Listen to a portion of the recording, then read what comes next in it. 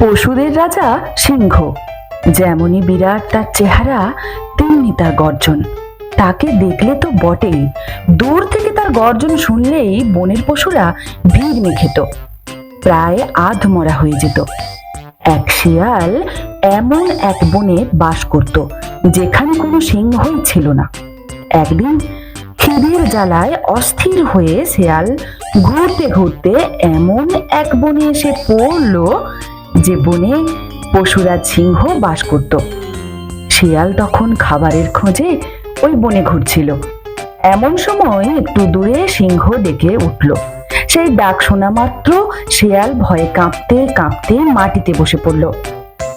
আর একটু পরে সিংহ যখন তার সামনে এসে হাজির, তখন শিয়াল তার ভয়ঙ্কর চেহারা দেখে ভয়ে অজ্ঞানী হয়ে গেল। তারপর শিয়াল আর একদিন সেই বনে এসে আবার সিংহের দেখা পেল। এবার ভয় যে তার আর করলো না তা নয়, তবে আগের বারের মতো অজ্ঞান আর হলো না, বরং কিছুক্ষণ তার দিকে চেয়ে রইল। হ্যাঁ, বিরাট চেহারাই বটে, তবে আমারই মতো পশু ছাড়া এ আর কিছুই তো নয়। আমায় তো সেদিন খেয়ে ফেলেনি, এই ভেবে শেয়াল তাকে দেখে আর পালালো না।